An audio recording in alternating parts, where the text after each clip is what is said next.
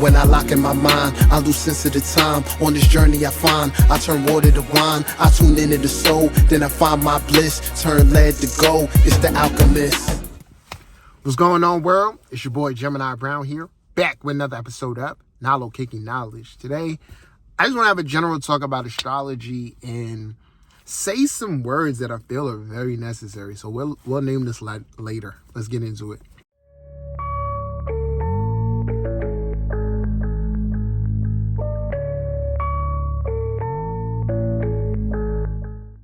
So you guys know it's Pisces season right now. Saturn is in Pisces.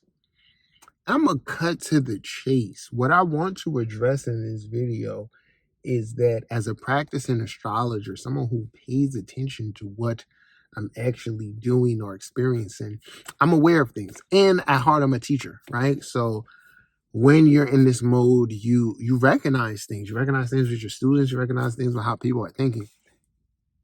And one thing I'm aware of doing this job for over 10 years is that I personally rock with astrology because it's grounded in science, like in mathematics. Like there's a reason to the rhyme. It's not a freestyle. It's orchestrated very well. That's facts.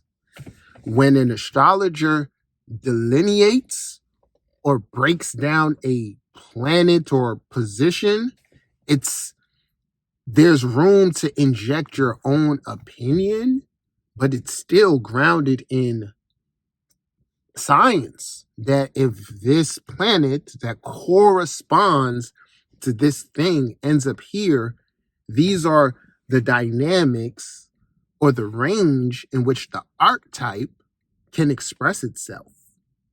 So I really hope that is clear. And I've expressed that profound thing in less than 2 minutes. So that's why I rock with astrology. But then there's humans.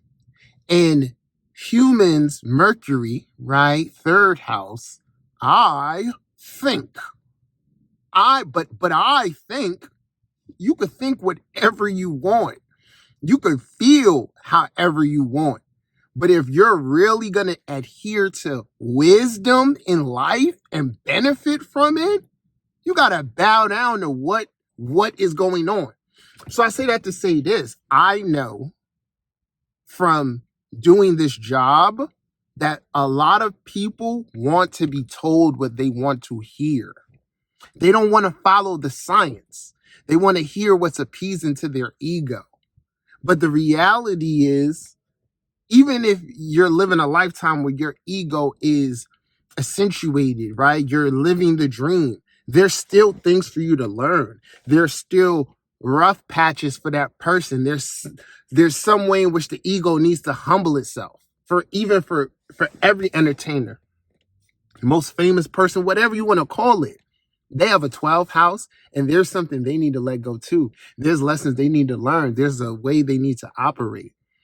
And life and success in life doesn't occur from doing what you think is right. Part of success comes from acknowledging what is the correct path or alignment for quote unquote things like to be right or success. It's not about like, well, technically it says if I want to get here, make a right, make a left, and make a right, and you're going to get there. And you tell yourself, well, no, I know I can get there if I know that's the right way, but I want to go left, make a left, and then a right. You could do whatever you want, but you're not following the manual.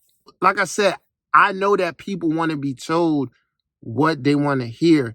So then it leads me to this next part that, like, remember, if you keep studying this science and not honoring it how it's meant to be honored, this thing will wreak more havoc in your life than good, because essentially you're gonna get to a plateau where you need to make the right decision to get to the next level. So I'm just gonna give an example. Imagine a person who has Venus square Saturn. They may be full of fucking love and they may be an excellent actual partner, but based on that aspect, Life is telling them that, like, yo, you need to get more serious about the structure needed for relationships to flourish. It's not about you being a great lover. You mastered that within the expression of your Venus, but based on this aspect, life is giving you a situation that's forcing you to fix the square. So just imagine a person saying, like, this is people. This is people. A person like me would tell you have Venus square Saturn, but then the person in their minds is like, yeah, but I find structure to be boring. So I know that's what he's saying, but that's not what I want. That's your ego holding you back. They say a lot of what you want is on the other side of fear. Absolutely true. When you learn to conquer fear or challenge your fears, you'll never find anything hard, or you'll acknowledge, like, damn, this is a hard task, but I have to try. So if we're wanting things but not acknowledging the reality, this is all Saturn, the reality of how to fix them, it's like you're really doing everything backwards. That's the most I can say. So I guess I'll do another video because I don't want to make this too long. I wanted to express this. So I'm going to come back with a part 2 because I wanted to take time out my day to make this video. And for those of you who speak my language, you're going to understand what I'm saying. I'll clean it up in a more refined way for others and speak back on this. But yeah, ask yourself, what am I not acknowledging? What in my chart am I saying, like, okay, this is what it says, but I'm choosing to go about it this way. If you can hone in on that thing and let go of how you feel it should be and acknowledge what it is, you will be tapping into Saturn and Pisces energy. You will be transcending your karmic limitations. You will be lightening your load in the future. So I'll be back. Feel free to chime in. Let me know if I made sense, this resonated, any of that. Till next time, peace.